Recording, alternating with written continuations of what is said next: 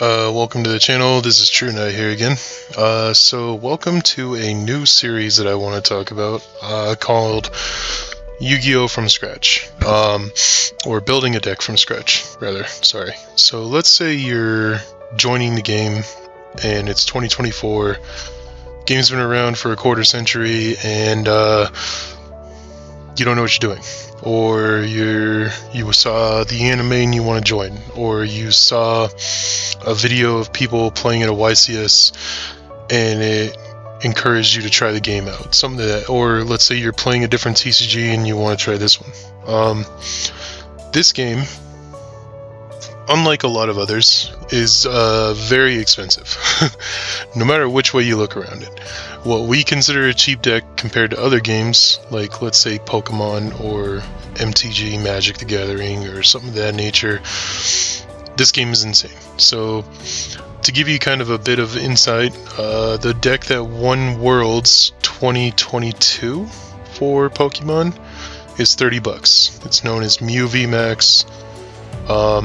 The entire deck comes in a structure box, or you can just trade your friends for it and pick it up for $30. At the time, the deck cost like roughly about $80 because there was two cards that were $14 each, I think.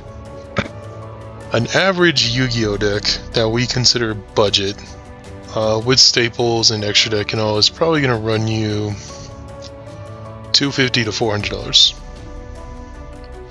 That's the difference. So, what I'm going to do today is I'm going to give you guys a profile.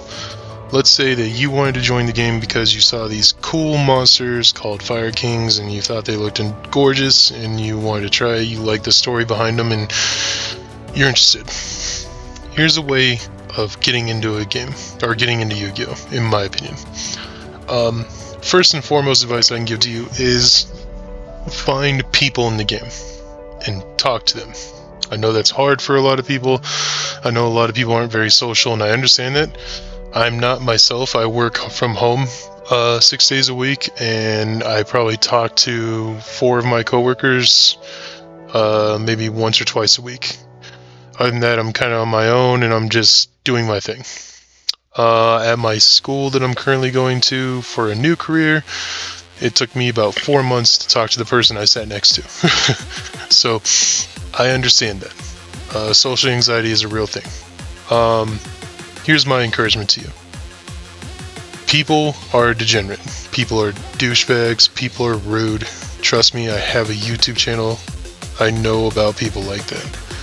But there are a lot of people in person that if you just walk up to and say, "Hello, I'm interested in these cards. Could you tell me a little bit about them, or do you have a way to point me to somebody who can?"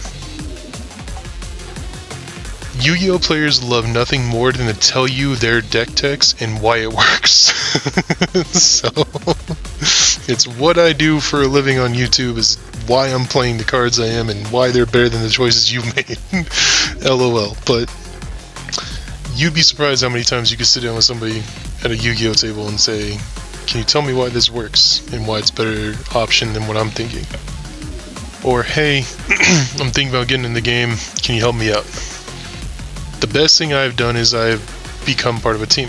I'm on Team Straw Hats. I've been on there for 6 months now. Since joining that team, I've had no problem texting them at any time that I feel like I have a question, ruling, or a thought, or I'm looking for a card, or something of that nature. They all respond great. I talk to them all outside of Yu-Gi-Oh! I talk to them about their lives. I talk to them about their livelihood. They talk to me about my life and my son and wife and all that stuff. So it's become like a bond. We're a team. We're not just people who join together to borrow cards from one another. Like, we actually give a crap about each other. So that's really something that I want to encourage. Teaming up is great. And if you look at all the top players in the game, they have groups of people that they test with. They have groups of people that they sit down and discuss things with. Anybody who tells you I did all this on my own and I'm a lone wolf and I will always play that way, I won't talk to a single person about Yu-Gi-Oh! I keep it all to myself and sit down at the table and work the magic like that and nobody knows and da-da-da-da. That's probably like a 90-10 split. And those 10%, Like, I feel bad for you, man, or woman. Like, jump on a team and help yourself, you know? So, anyway, let's get right into it. So this deck is a person who's not completely on a budget, but somebody who's just starting out. So this helps out skill-wise to build your skills, but this also uses meta-relevant stuff. I didn't want to go with like, oh, play budget, oh, no budget. I'm going kind of like halfway in between. So I'm saying I'm a new player, and this is the deck I want to play, and I have like, for me, I came in and had no problem dropping money on the game. I know not everybody feels that way, but if you team up or if you have friends that are in the game, you'd be shocked at how many people are like, yeah, whatever card you need, I got you. Like, just let me know what the card is, and I got you. So, anyway, let's get into the build. So you got your 3 structure decks. Rarity collection is a great thing, so it helps you afford staples. But let's get right into it. 3 Ponix, great way to start out. 3 Kieran, this is the best card in the deck.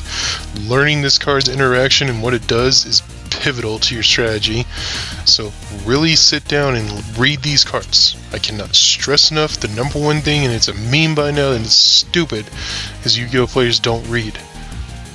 Damn dude, you're playing a card game. Read the text on the card and understand it. And if you have questions, ask. Don't sit there and assume. Sorry, my dad voice came out there. 3 Arvada. In this build, we're playing 3 because we need to get to it. 2 Garunix. Still, I think even a pure build, 2 is just fine. 1 Barong. This is your helper for your first turn to go off in the standby and grab Kieran or any other card you need. And I'm teching in the 1 Ring Bali. Really don't have to play this card, you really don't need to, but it's a good tech if you want to destroy some spells in back row and cover all your bases there. So, nothing too out of line here, but yeah.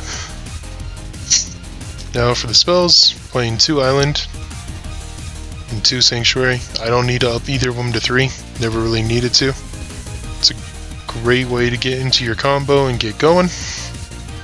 3 Fire Formation Tanky. This card could easily be Prosp, and I was thinking about doing Prosp, but I'd rather be able to search out and then give myself my boost of 100. I know it's not much, but it can make the difference in a game. 1 Skyburn, 1 Circle. I think if you're playing the pure version, these are really helpful because you can act as a Raigeki, and this can help you get out of the grave. And then I think the mandatory card that you should have is a 1-for-1 in any Fire King build. Non-engine, this comes with the structure decks, so these guys are great. In Rarity Collection, I think you can get supers for like under $1, so Nib is a no question. Playing 3 Ash, again, in the Rarity Collection you can get them for like $2 or $3. This could be something else easily, but I chose for it to be Ash, especially with the Fire format. This helps you with your extra deck too. So 3 Valor because effect negation is key. I play 2 Talents because I know, again, like I said in my previous profiles, a lot of people don't agree with this in Talents in this format because you're playing so many hand trap monsters, but knowledge is key. And those people who ignore it and choose to play just more monsters gives you more of a Talents target. And then of course, 3 Imperm. So even 40 card build, just pure Fire King build, nothing too out of the ordinary. Extra deck is like very much a starter extra deck, and it's just something to go off of. So here's your level 1 Link. This could easily be Link Kuriboh or Enema, and that's just, again, I have both of them, but I just wanted to show you options. SP, because like I said, some players don't really care about a budget, so they can get this card right out the gate. Phoenix Nightmare, because it's insane for this deck. It's an easy Link 2 to go into when you need it. Sunlight Wolf is a very affordable card, and it really helps your plays in the pure version. Playing double Hayate because, like I said, a lot of people are playing Ash right now, so there's really easy targets to be able to go and get almost any deck you go against.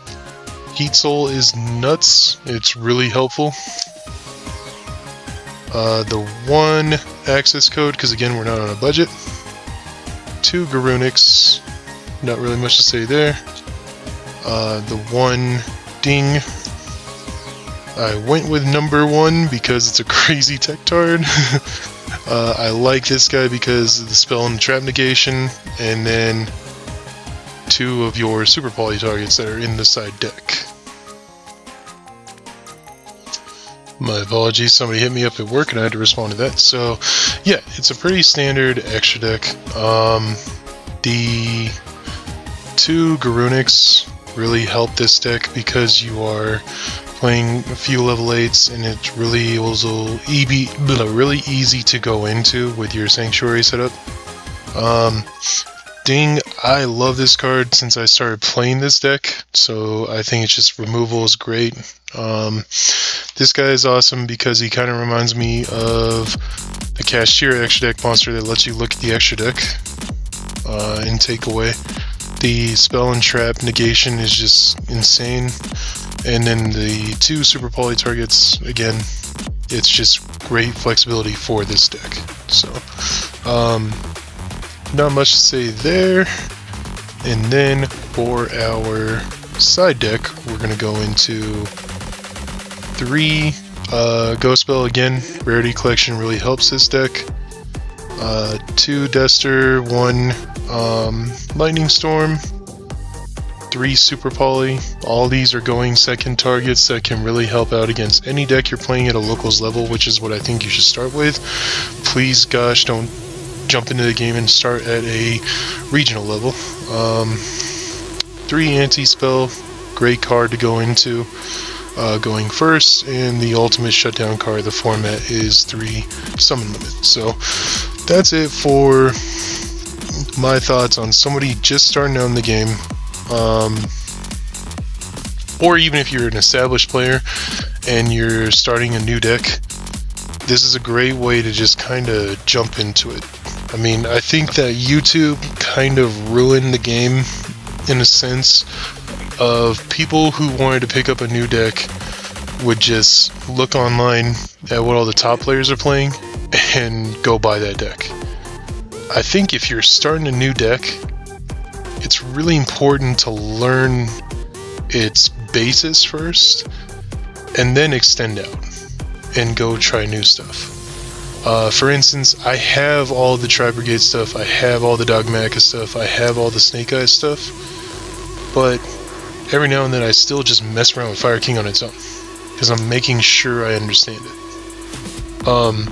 So it's great to have all those things and be able to have the budget to do it, but I think for the sake of learning and your own well-being of this and understanding this deck in the game, starting out with something like this and just trying it for a locals or 2 until you're like, okay, I'm comfortable with this, I can branch out, is a way to go. So in the next episode, let's say it'll probably be either weekly or every 10 days kind of thing, we will discuss branching out. And the first branch we're going to make out is into Tri-Brigade. So we will do a Fire King Tri-Brigade build, and I'll show you that. If we can get this video to, let's say, 350 views and 10 likes, I will do some combo hands for you and kind of show you that and some thought philosophy. So anyways, guys, welcome to this new series. I hope you guys will like it. I hope you guys will enjoy it. It's for you. Hopefully it'll help my channel grow a little more too. So liking, commenting, and subscribing always goes a long way. Sharing the video helps out a lot. And of course, give your 2 cents on what I'm saying and everything like that. If you disagree with my mentality of a deck and you think you should just go balls deep right away, sorry if that's a little derogatory, but if that's how you feel like you should learn, let me know. But I just feel like that if we're trying to appeal this game to a younger base, I think that maybe not just throwing them right into Snake Eye Fire King would be the way to go, but maybe just say, hey, just pick up 3 structure decks, have a couple of staples, and let's learn, and let's go from there. So, anyway, again, guys, please like, comment, and subscribe. Helps me out, keeps me motivated to keep on doing this, and be kind, be respectful, and I'll see you guys in the next one.